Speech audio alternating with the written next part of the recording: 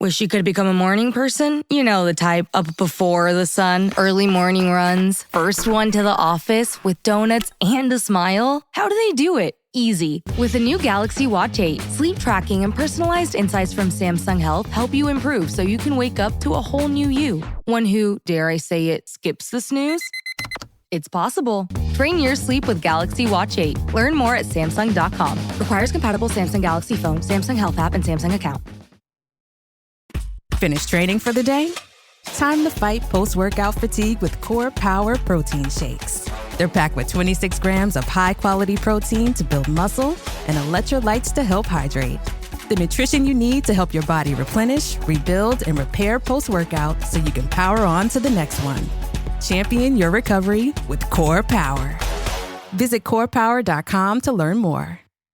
The family that vacations together stays together. At least, that was the plan. Except now, the Dastardly desk clerk is saying he can't confirm your connecting rooms. Wait, what? That's right, ma'am. You have rooms 201 and 709. No, we cannot be 5 floors away from our kids. The doors have double locks. They'll be fine. When you want connecting rooms confirmed before you arrive, it matters where you stay. Welcome to Hilton. I see your connecting rooms are already confirmed. Hilton, for the stay.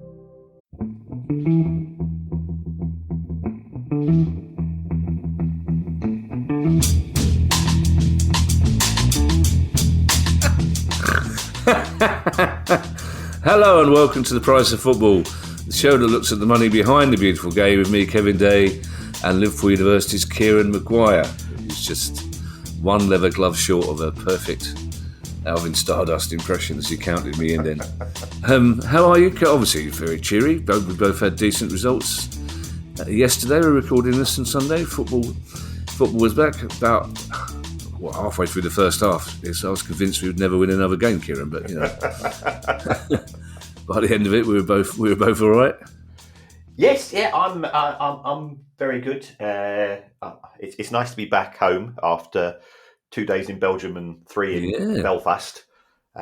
So yeah, I've had the "Who are you?" when I walked in from Finley, but sort of the huffy response.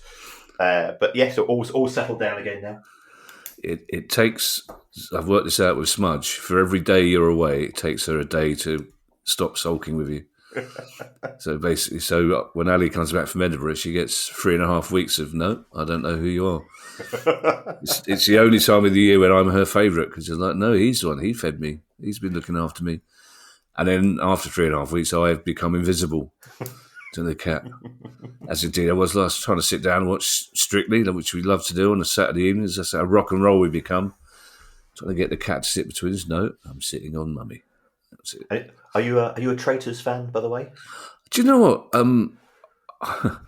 I watched one last year. As I thought, you can't.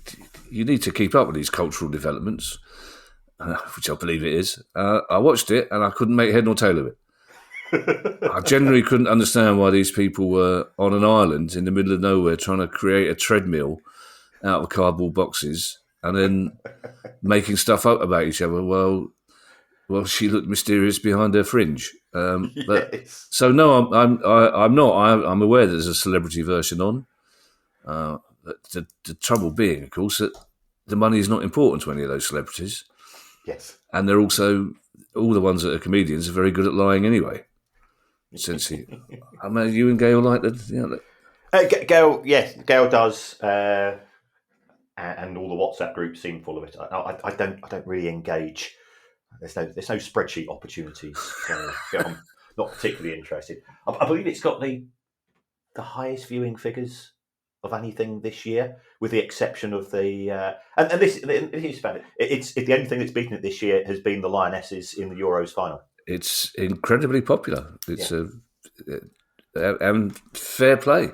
Yes, yeah. It's incredibly popular. Yeah, it's that's very popular. Have I got news for you? Luckily, it's still popular. The 1% Club, Lee Mack, that's hugely popular. But yeah, the Traitors. Yes, so Claude is involved with 2 massive formats, 2 massive successes, and good luck to her.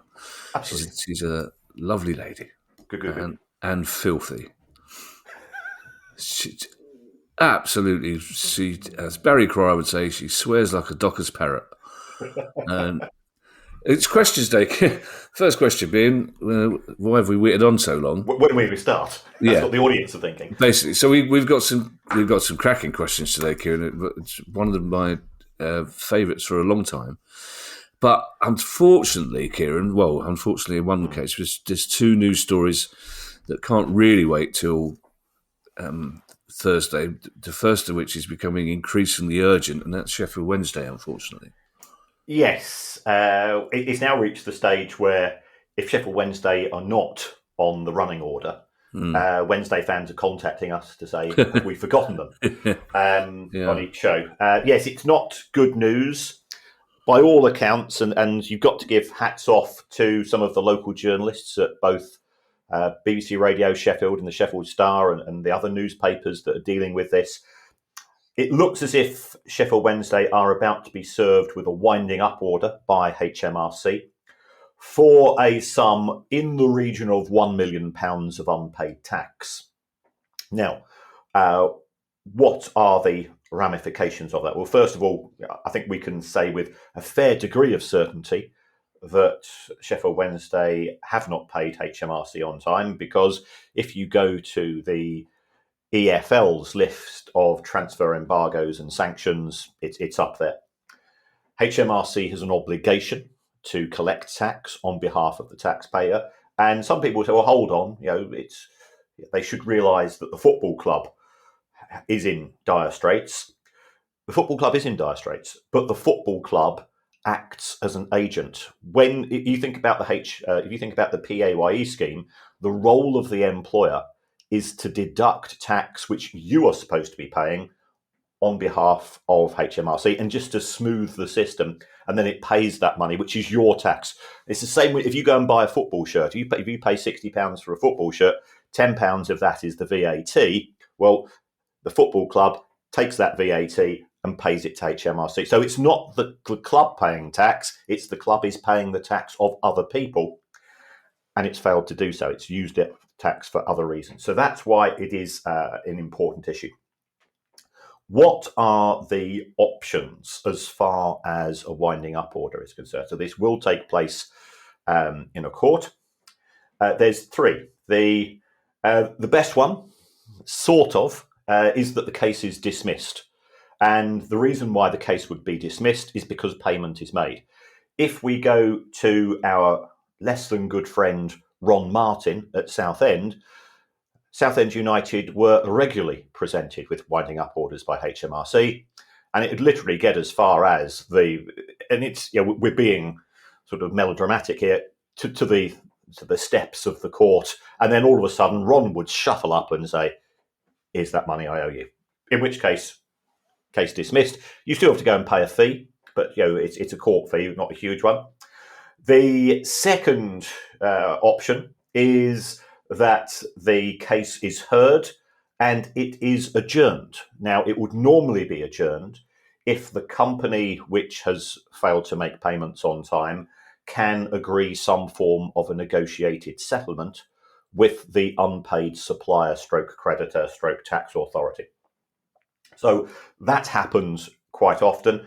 The third option, and this is the one we don't want to have to deal with, is if the winding up order is granted. If it is granted, then potentially a liquidator would be appointed, and the liquidator would go in, would terminate all of the contracts of employment for all members of staff, would close down the club, and then would sell off the assets on a piecemeal basis. I think that is highly unlikely. It's not in Chancery's interest because you get the worst price. It's not in Sheffield Wednesday's interest because clearly we want the club to survive. It does provide employment beyond the fact that the Wednesday fans, of course, are massive football fans. So that is the one which we want. And it's not in HMRC's interest as well, because I strongly suspect that HMRC would end up with the square root of diddly squat. Because Sheffield Wednesday do not own the stadium. So what exactly has the liquidator got to sell? So those are the three options.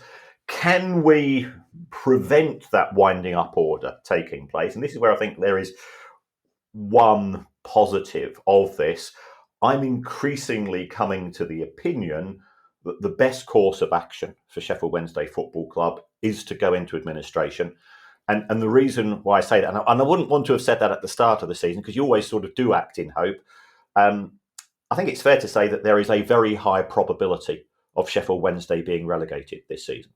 So if they get us 12-point penalty now, is it going to increase their chances of relegation? Yeah, it's probably going to increase their chances of relegation from 95% to 99%. So it's not really going to make it. Now, what happens if an administrator is appointed? It means that Dejan Chansiri is no longer involved in the day-to-day running of Sheffield Wednesday Football Club, which I think could benefit. The administrator will list all of the assets of the club, the biggest of which is the share in the EFL, and will then effectively act as an estate agent, would advertise the club.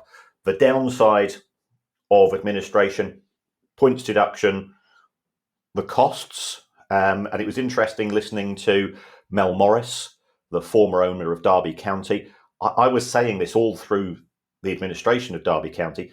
Somebody is funding this because the costs were somewhere in the region of £3.5 to £4 million.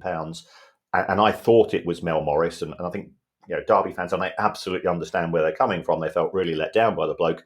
They're saying, oh, no, he just doesn't care for. So I'm no fan of Mel Morris, but he was actually funding the course of the administration. My concern with Sheffield Wednesday is, where is the money going to come from to deal with the day-to-day expenses of the administrators, because they've got legal firms, they've got advertisers, they've got surveyors checking the property, they're checking who's owed what and so on. So that is an issue, but I think it would increase the chances of a sale.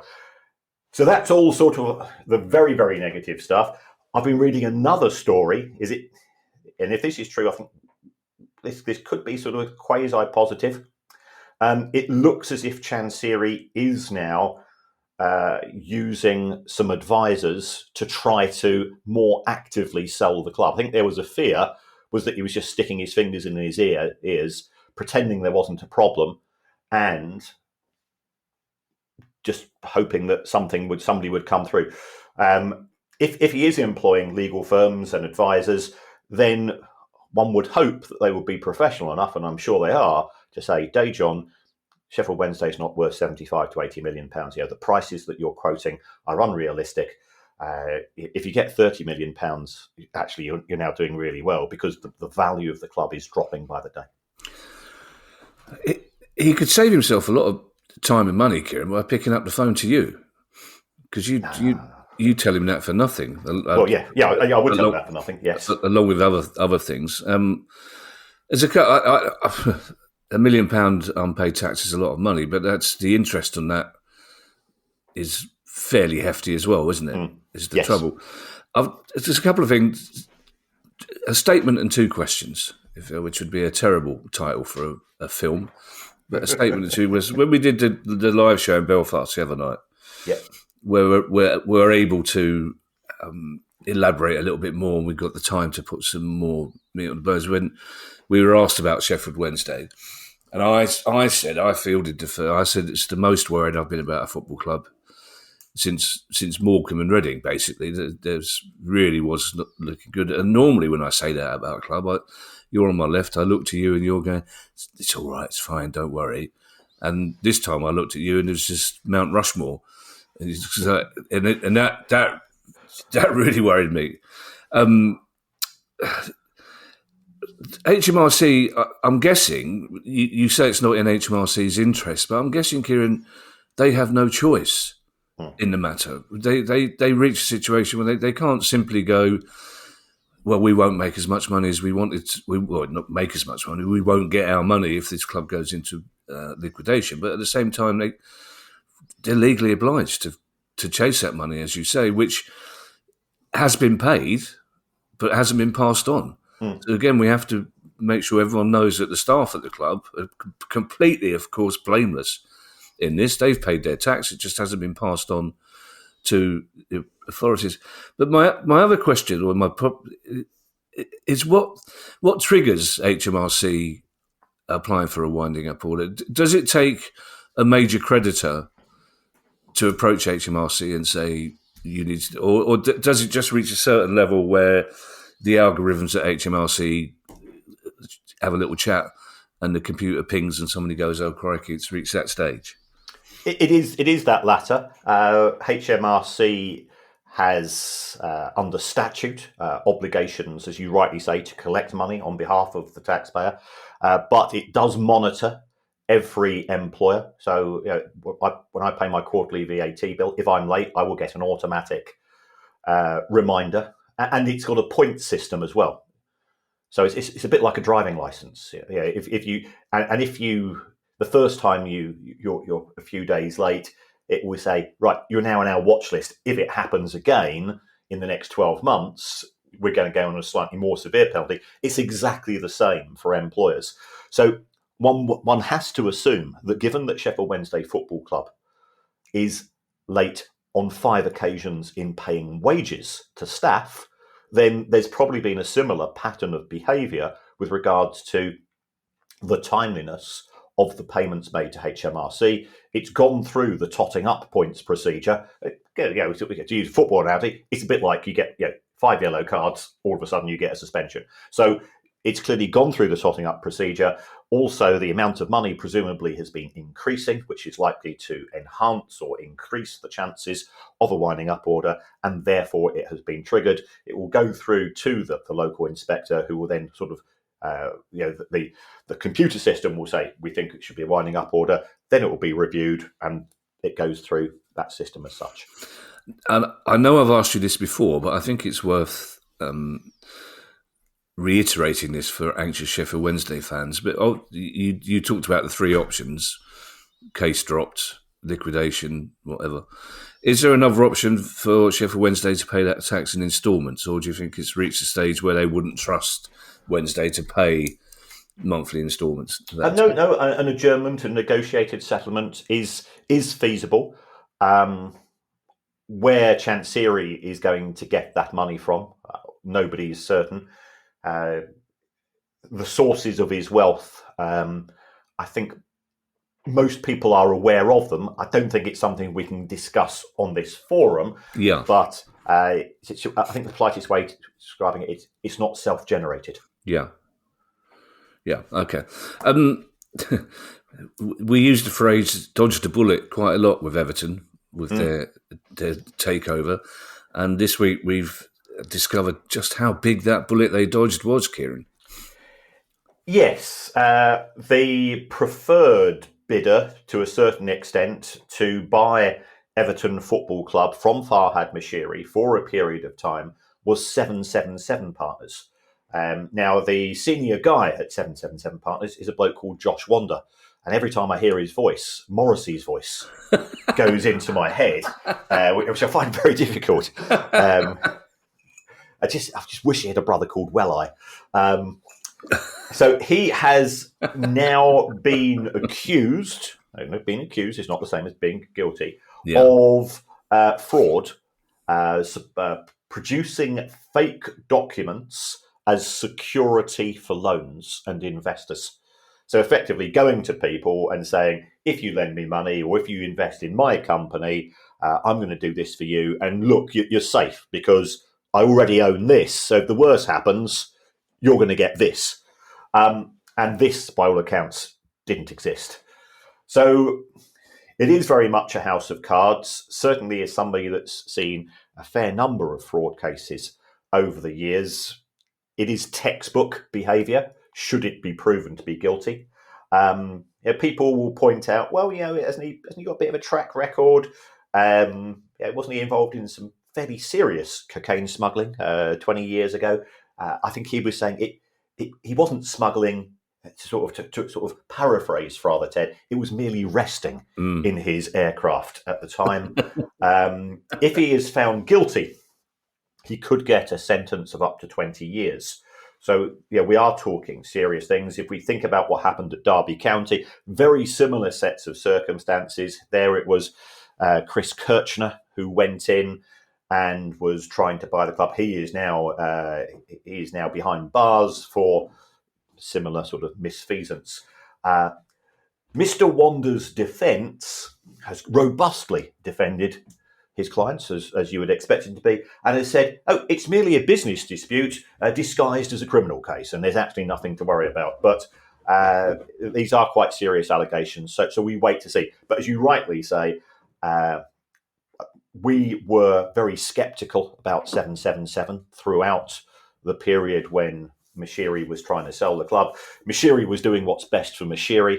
I think Everton fans have dodged a bullet, and the new owners, certainly as far as their pronouncements are concerned, they get the club, they get the importance of the club to Evertonians, and it is a far better option than 777, I can assure you. Certainly, I was aware. I ended up sat next to Josh Wander at a basketball game in London, and I was desperate to talk to him about Everton, but I thought I better not. I wasn't quite sure who the rather large-looking gentleman to his right was. I didn't want to upset him. Could have been a basketball player, Kieran. That is a good point. That's a very good point. Yes. I believe Uncle Terry used those very same words. It's merely a business dispute disguised as a legal case, isn't it? With the benefit of hindsight, Kieran, which of course is always 2020, was it ever a feasible bid? Or was it a huge, giant case of tyre kicking? Was 777 ever, do you think, on the verge of taking them? And also, let's doff the cap, which we very rarely do, to the Premier League here, Kieran, because they did kind of have obviously had their suspicions and did as much as they could to delay the takeover, which annoyed a lot of Everton fans at the time, but which has turned out to be exactly the right thing to do. Yes, I think you're absolutely right. The Premier League does deserve a lot of praise and credit here. I was aware of things. You also had some of the brilliant journalists, the likes of Matt Slater, who was very politely saying, avoid this guy like the plague, and do deserve a lot of credit for that. It's one which I think in hindsight we will all look back and say, how did we allow ourselves to get into this position? It was a classic case of Wander stroke 777 using Everton as robbing Peter to pay Paul. You go through a series of transactions and with different countries and different amounts. Remember, we've got our Bonza Airlines football shirts. Bonza Airlines was again in Australia, linked to Josh Wander. If I was Everton fans, enjoy the football, and it must be nice for them to go to bed at night, just be able to think about the football and not having at the back of their mind, are we going to be in existence in a few months? Yeah, well, please God, Sheffield Wednesday fans get that peace of mind soon as well.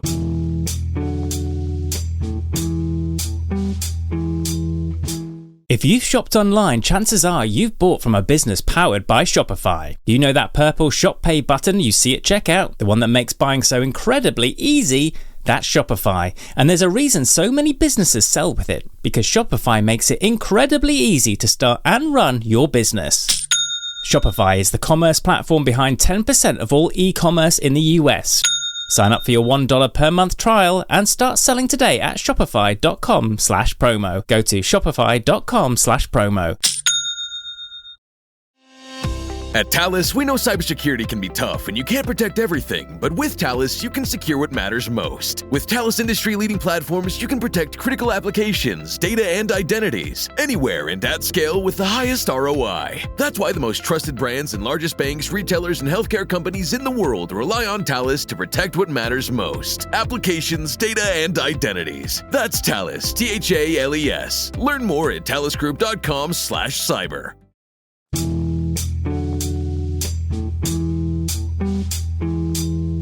Let's get into the questions, Kieran, and we start with a good old-fashioned, I have to pause to not say reach. What is the expression? Yes. What's the expression I'm looking for? Workaround, thank you. Okay. So Tom Stevens. Tom Stevens has our first question, and it's astonishing. They never run out. Our listeners are brilliant. If they come up with different workarounds all the time.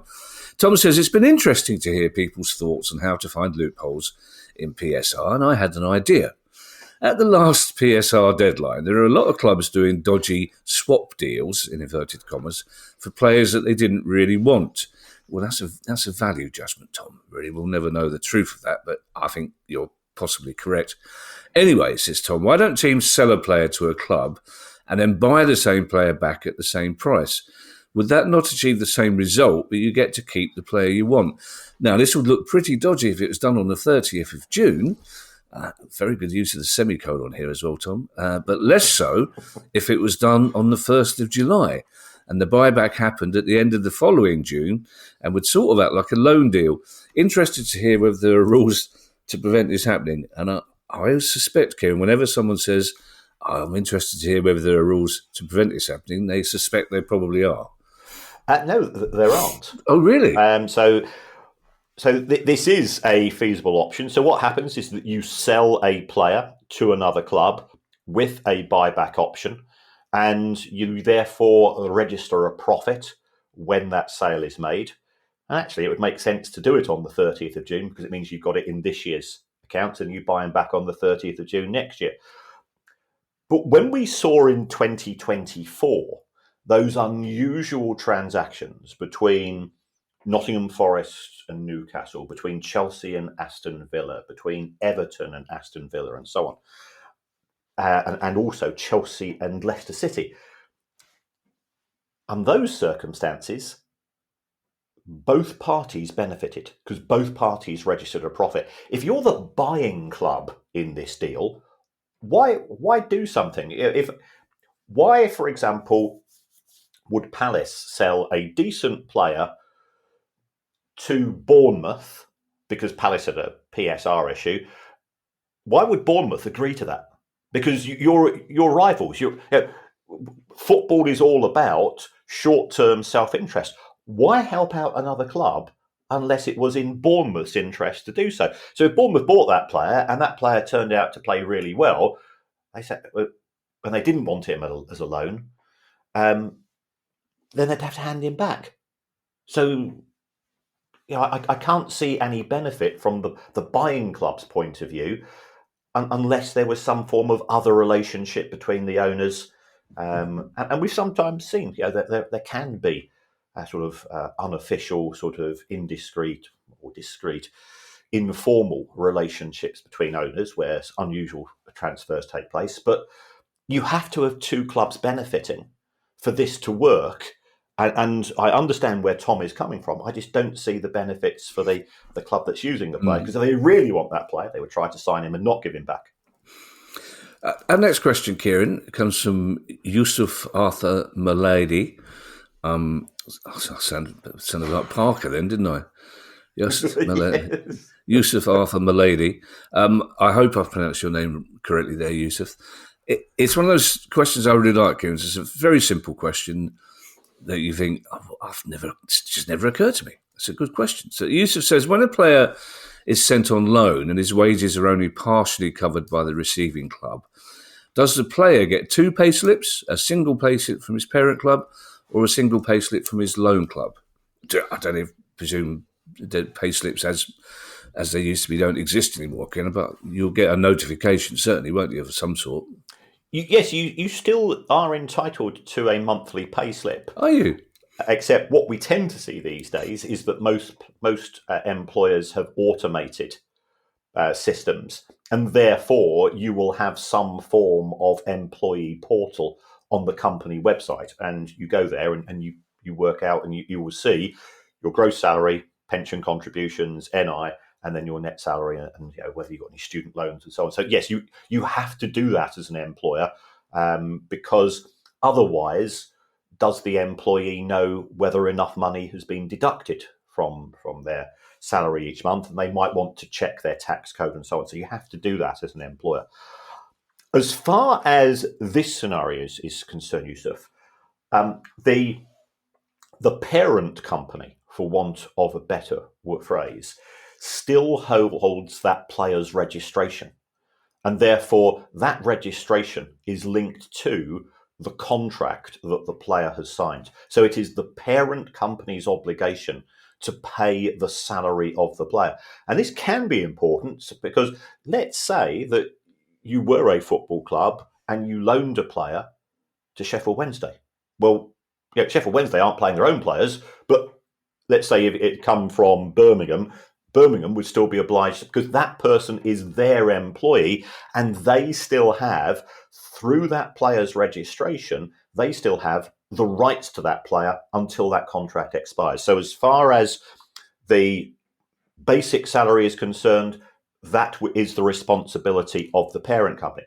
Now, where it starts to get can get complicated is that the chances is that if you have signed on loan, there could be some form of bonus scheme stroke incentive scheme, because football players' contracts are highly incentivized. So it could be for every 10 appearances, you're entitled to some money. That money would come from the club which you're now playing for. If that club gets promoted, you might be entitled to a bonus. Again, that would come through the payroll of the loanee club. So it can be separated, but if it's just a sort of a straightforward contract and you don't achieve any of those objectives, all of the money would be coming from the parent company. And what the parent company would also do is that they would invoice on a monthly basis the salary, or the proportion of the salary which is owed by the using club. And in fact, it's a horrible thing to say, because Sheffield Wednesday shouldn't appear so often. I believe that Manchester United have loaned a player to Sheffield Wednesday this season. And not only are Manchester United saying we're going to pay 100% of his wages, because Sheffield Wednesday are under a transfer embargo, that Manchester United have also agreed to pay his digs fees and all of his travel expenses and so on, which would normally be paid for by the club where he plays.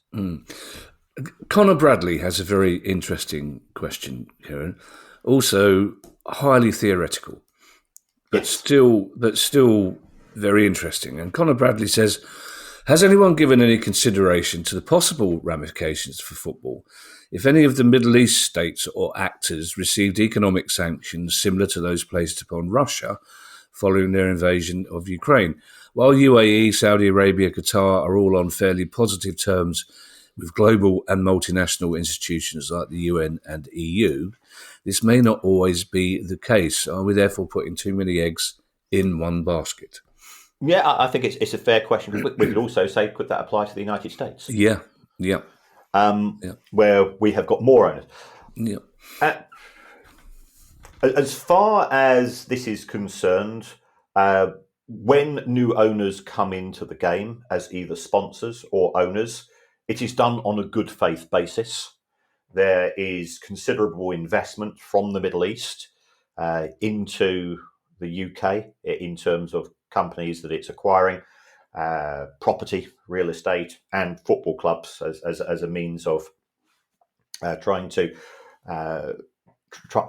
increase the profile of those countries. So does it come with geopolitical risks? Yes, it does. But every investment by every owner, we've just been talking about Everton Football Club and Josh Wander. We've been talking about Sheffield Wednesday Football Club and Dejan Chansiri. So on an individual basis or on a nation-state basis, there is always a risk. I think the existing club owners, when they sell the club to whoever it may be, that's not their concern. They say, well, at present, we are on very good relations with Qatar, with Saudi Arabia, with UAE, with such and such a country, and so on. And it has to be said that the number of UK owners of football clubs is very, very much in the minority, especially at the elite end. It's just part of a broader risk issue. And I would also say, Connor, who needs who the most? I think there's a very sort of symbiotic relationship between the UK and Middle East. It's a very good export market as far as certain industries in the UK are concerned. And let's be perfectly honest, we need fuel. So both there are benefits in having that relationship. So could it happen? Yes. Is it part of a risk assessment? Yes, it would be, but I don't think it would ever move the dial in terms of preventing an acquisition. It's not the only sport either. I mean, horse racing, for example, has got a massive relationship with that part of the world as well. Paul Clifford has our next question, Kieran. It's a very long question, but I'm going to ask it anyway, even though the answer is probably too long for this pod. It's a separate pod, essentially, but I think it's a very good question, and it is something that does need addressing. And Paul Clifford says, I'm interested to know whether Premier League clubs have formal net zero ambitions. Given the scale of revenue generated by the top 6 clubs, for example, you'd expect them to have pretty robust sustainability plans and to be actively communicating the progress against them, as many large corporations do. While Premier League clubs might not be as traditionally polluting as certain industries, it is worth considering the environmental impact of their operations. The number of chartered jets flying during the transfer window, teams opting for flights over coach travel, the emissions linked to hundreds of thousands of fans attending matches every weekend, sometimes in Europe, Kieran. Then add sponsorship deals with airlines, car manufacturers, and ownership by oil-producing nation states. See our last question. Given the progress being made by individuals and many corporations in this space, why do you think this conversation hasn't gained momentum in football? And what I find very interesting about this question, Kieran, from Paul Clifford, is that 2-3 seasons ago, we were having long discussions about this very subject. A lot of it driven by Forest Green Rovers, but we went through 2 years when we were talking very positively to various groups and various clubs who were doing, it seemed, great things in terms of sustainability. And now it's almost completely disappeared. I'm hoping it hasn't disappeared. It's just gone under the radar a little bit, but it's certainly any momentum that seemed to be building up 2 or 3 seasons ago has, well, it seems to me, disappeared, Kieran. Yes, fair comment. It should be noted that the Premier League, as an organisation independent of clubs, has a commitment to net zero by 2040 and is therefore effectively benchmarking himself in terms of that progress. When it comes to clubs, that is an individual decision. Some clubs are more explicit than others in terms of what they report. Let me be perfectly honest. When I read a set of club accounts and I come to the environmental report, I just ignore it. Now, really? that is perhaps a reflection on me. I'm focusing on the numbers. I know that the questions I'm going to be asked are going to be about profitability, wages, transfer budgets, debt, and so on. It's not something which I think is a priority for many fans. I think we could have as you say, we could have a very long discussion as to why that is not. But Paul said his final sentence: why is there no momentum on this? Football is governed by short-term self-interest, and something such as net zero, something such as environmental sustainability, are by definition long-term commitments towards a much safer world in terms of environmental damage. But if you lose 3 matches in a week, we've seen Ange Postecoglou be sacked after 39 days. So you end up with, that is what drives clicks, that's what drives engagement on all forms of media, both written, audio, visual, and social. And also, I think there's an element of whataboutery. If Premier League clubs, who I think could do more, at the same time, many of them are using initiatives and do deserve some credit. But if we covered that as a major story, we'd get no interest in it from our listenership. They might say, yeah, okay, that's okay. But we wouldn't get much of a report back on it. So that's where we are. Some clubs are doing really good stuff. Some clubs are less so. We are moving to a world where I think we're going to see more travel, because pre-season tours, post-season tours, during season tours. As we were connected to, say, a Dutch source about 15 months ago, who was only too glad to tell me that Erik ten Hag, when he was told that he wasn't being sacked by Manchester United, as I was told by my Dutch source, that Manchester United sent 3 executives from 3 separate airports in 3 separate private jets to tell Erik ten Hag that they weren't going to sack him when a phone call would have done. Yeah. Well, the Club World Cup, Christ knows what the carbon footprint of the Club World Cup must have been. You know my views on Mr. Marinakis. You robustly described those at Belfast. I did, didn't I? You did. Yeah. Working on the basis that Forest probably didn't have anyone in that room, whereas we think they probably do listen to the pod. But sacking Postecoglou after 5 Premier League games when they played really well in the first half. Mate, it was a Forest fan. They should have been 3 up. They should have been 3 up at half time against. I just think that's a shocking decision. In terms of Paul Clifford's question, Kieran, are monies spent on sustainability, environmentally friendly projects, do they count towards PSR? I don't think they do. I mean, perhaps this is an issue which the Premier League could discuss. My concern would be, first of all, I do think it's laudable. I do think it is beneficial. Just as we have seen on other issues, such as spending on infrastructure, spending on academy, the accountants can misdirect. They're a bit like magicians. Yeah. The whole point about being a street magician is one of misdirection. And again, I go back to the conversation I had with an academy manager who says, I've got a £6 million budget for my Category 1 academy. That's what goes into the PSR calculations, and of that I get 2 million. So I'm not saying it shouldn't take place. My concern would be that clubs would say, well, we're spending this much on sustainability issues when they're paying this much divided by X.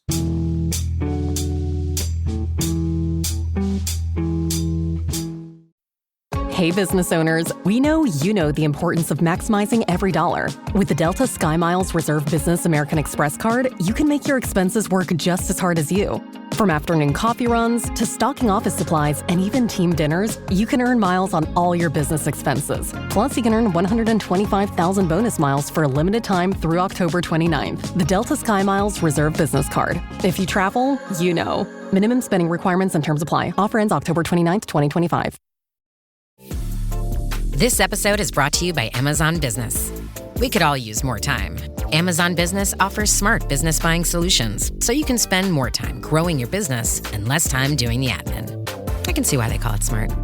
Learn more at amazonbusiness.com. Do you know what? Even as I asked the question, the cynical answer was going through my head. It would be so easy to mislead. Because again, you could say, well, we're spending this money on environmental issues, but we can't prove it until 15 years' time when we can give you the figures to show that it's you just have to take our word for it. I'd be interested to hear from Everton fans, because you would assume that the newest stadium in the Premier League, Kieran, would be fully up to date on environmental and sustainability issues. So I'd be interested to hear what Everton have done there, and from any other club as well who are doing these things, because it might be that the conversation is still going on, Kieran. It's just people are doing it. It's more likely to be that they don't get any money back from PSR for this. It's the trouble. Our penultimate question, Kieran, is one of my favourite questions for a while. I think this is a really interesting one. Again, I don't know how you answer it, but it comes from Marcus Makin. And Marcus says, if a stats body like Opta, for example, had provided incorrect information which was used in the signing of a player who turned out to be pants, and the data provided was found to be severely flawed, would there be the opportunity for some form of recompense for the club who had relied on that data? I know there's a huge "it depends" coming here, but humour me. I'm guessing most Premier League clubs are relying on their own data now rather than buying it in from outside organisations as they perhaps used to. But it's we watch a game on TV, we take the stats at face value. It never doesn't occur to us that somebody might be pressing the wrong button, and the expected, for example, Forest expected goals were about something like 4.2 yesterday. They were, yeah. For a club that lost 3-0 at home, I'm still trying to get my head around that, to be perfectly honest. But we do take stats for granted. We just assume they're correct. But in this, again, probably hypothetical situation, does Marcus have a point? Could a club say we were misled by this data? Yeah, I think it is a fair point, and you raise a valid one as well, Kevin. I know from my own experience is that if I go on TV and radio, I'm talking about a club's finances, if I quote numbers, 98.4% of people will agree with me. 98.4% will react to that in a positive manner. So numbers, because they are precise, they add to the credibility of the person who is talking to them. And I wouldn't say I exploit that, but something I'm certainly fully aware. I took a look at this. There is currently, and I think we have covered this on one or two occasions, and actually I will try and find out if I can get hold of Russell Slade, because he is a former manager who is acting on behalf of players to say who owns this data.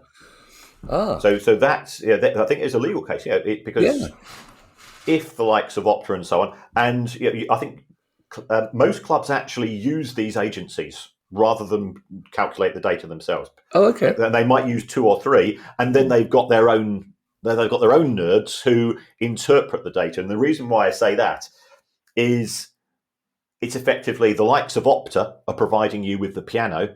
And I always say, with my spreadsheet's a mess, and I give it to somebody if they ask for it. But if I give somebody a piano, it doesn't make them a piano player. It's you've got to know how to play the notes in the right order. So as far as the agencies are concerned, could they be sued for negligence if they have put together incorrect data about a player? Well, we have to go through the steps of negligence. First of all, does the agency have a duty of care towards the player? Well, if you are reporting on someone, I think it could be argued that if you are assessing somebody's characteristics, that you do have a duty of care. Secondly, has there been a breach of duty? i.e., have you mistakenly or deliberately recalculated that player's numbers to make them look worse, presumably, or better than the actual data would apply? And thirdly, has the party involved, have they suffered loss as a consequence of that breach?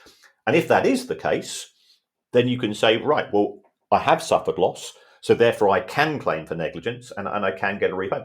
I know football players, when you talk to them, one of the first things that they do when every year when FIFA comes out, or whatever it calls itself these days, EA Sports game, they look at their stats, because they want to see, how am I being judged compared to, and they take this very seriously, mainly because loads of them like playing FIFA, on their consoles with friends and family and so on.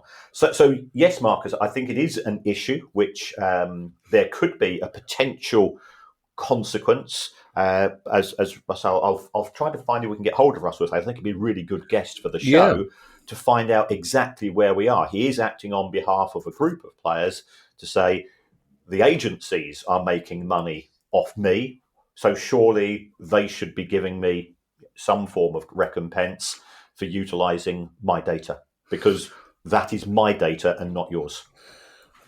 I'll mention that briefly. I'm really interested in what you say there, Kieran, about the psychology of numbers, that so many people will believe a number if you quote it to them, whereas they will question words. Yes. So, and it strikes me that you have the potential here for some huge criminal undertakings going on, because your credibility. So, when we were flying to Belfast, I saw you. You researched every team in Northern Ireland in depth, in case you were asked about the teams in Northern Ireland, as indeed you were, and you were able to quote figures. And everyone said, no, I knew they were correct because I saw you research them. People in the audience assumed they were correct because you have enormous credibility. And it seems to me, Kieran, between you and I, that you could really exploit that credibility with some kind of long fraud going on. Give it another 5 years and everyone believes exactly what you say. And then you just throw in some dodgy figures. I don't know how we can monetize it, Kieran, and it would be it would be illegal. But I think that's a really interesting piece of psychology, that people go, yeah, 8 million, yeah, okay, fine. Let's try and get Russell Slade on, because I'm fascinated by what data individual players think is it like. I can understand if you're talking about height, weight, those sort of personal details. But if somebody's measuring their the number of kilos they run in the number of kilometres they run in a game, or the amount of forward passes they make successfully, I don't see how they own those. So I'd be fascinated to hear how Russell Slade explains that. Now, our final question, Kieran, by a massive coincidence, considering Paul Bentley probably asked this about 2 years ago. It's about something. It's about something we discussed last week, which is the fixture computer and the fact that it's been throwing up big games earlier in the season than normal. And Paul Bentley says, and I like this because this is third-hand information, which is that's exact. If you're listening, Paul, I hope you are. This is exactly what I deal in. Third-hand information, but you dress it up to make it sound like it came from you. Paul Bentley says, I saw someone point out recently that there hasn't been a big six clash on the final day of the Premier League season since Liverpool played Spurs at the end of 2008-2009. Although, given your question backlog, maybe Man City did play Liverpool on the last day of the 26-27 season. Harsh but fair. Yeah. And Paul says, is this due to financial reasons related to television rights or a statistical quirk of the fixture computer? My view is that it is a statistical quirk. Can I prove that? No. I think if it was found out, because we've often had matches at the end of a season which involve two clubs which could get relegated. And also, I go back, and I know this is pre-Premier League, I go back to Anfield, 1989. It's all up for grabs now. And Michael Thomas, last minute, and so on. So we have seen a match between two giant clubs at the end of the season. I appreciate there were huge complications that season because of the tragedy at Hillsborough and so on. But I don't think it is something which the Premier League would set out to do, because actually I think it would be in the Premier League's interest. Can you imagine final match of the season to have Liverpool versus Arsenal or Arsenal versus Manchester City on that final day, and they're within 2 points of one another? The viewing figures would be incredible. So I don't think it's something which they set out to do. I appreciate you've got a more streetwise perception of this, because if that was the case, somebody would have leaked it as a story, and we would be aware, and you could argue that some other clubs would feel that they were being disadvantaged as a result.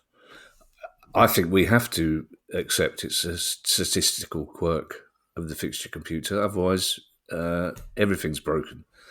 Seriously, it has to be a fluke. It's got to be. Otherwise, if we start picking at that thread and going, well, actually, they are feeding information into the computer to make sure that these big teams don't play each other at the end of the season or the start of the season, which they have been. And I suppose it's more likely, if you consider it, on the last 2 weeks of the season, there's probably only going to be two clubs that can win the Premier League title, and probably 6 or 7 that may still be theoretically in danger of relegation. Yep. Therefore, it's more likely that there will be two relegation teams playing each other than and we have seen matches where you've got two clubs fighting over the final Champions League place. Yeah, absolutely, yeah. And also, as well, as you pointed out before, with the £3 million per place, there's no such thing as a dead game, even on the last day of the season now. Right.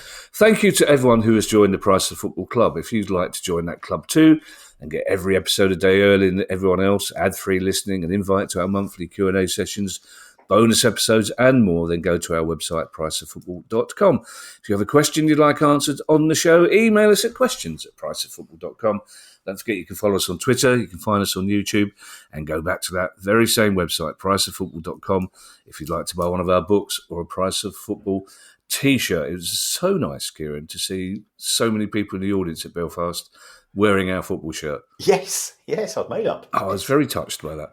We will be back on Thursday with our weekly news pod. In the meantime, I shall hand you over to Mr. Kieran Maguire for his customary farewell.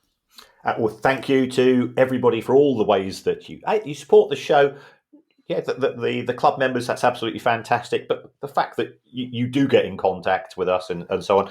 Just a brief reminder, on the 19th of November, we are doing a benefit gig for Brighton and Hove Samaritans as part of the Premier League's campaign to increase awareness of suicide. It's the silent subject. It's something which is not discussed enough. So we're hoping to do that, and we are hoping to announce some guests on the show as well. We're just trying to confirm via Brighton and Hove Samaritans that particular process. There is another way that you can support the show, and that's to give us a review. It helps us with algorithms. It helps us in the charts, and we are one of the very few independent podcasts, and that's not a criticism of all those very successful ones which are taking place. And I'd also like to say, just sort of going back to the subject, a big shout out to Rio Ferdinand in terms of some of the people that he's been interviewing when footballers are now starting to talk about some of the toxic environments in which they have to work on a day-to-day basis, and it does have an impact upon them.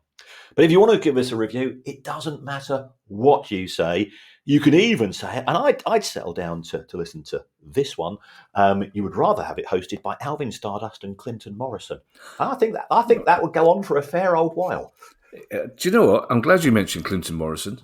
I did a Q&A with him on Thursday night at Palace. He was sensational. Yeah.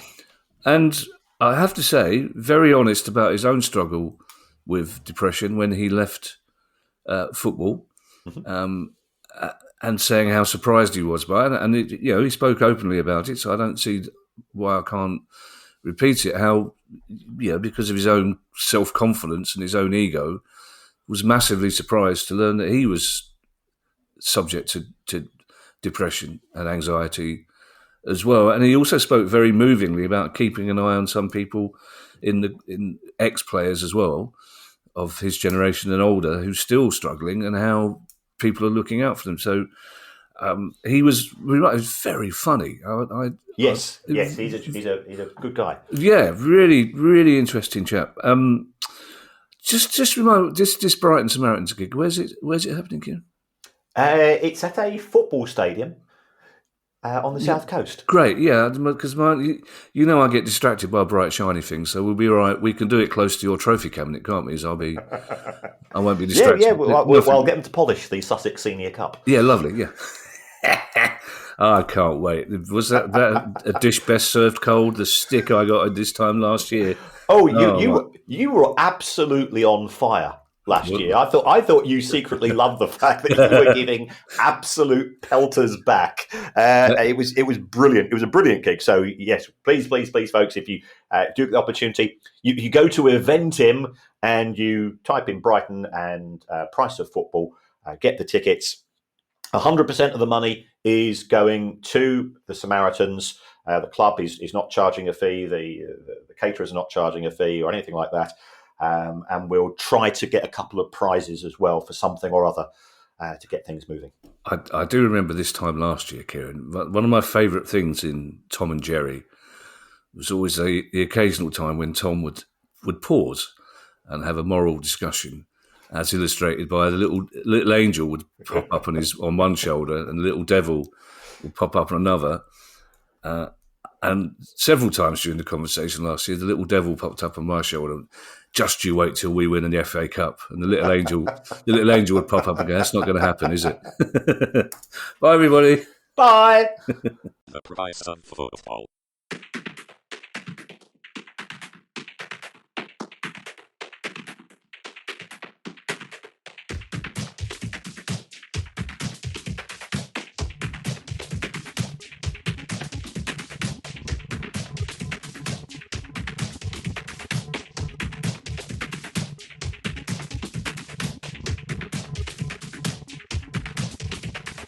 The price of football.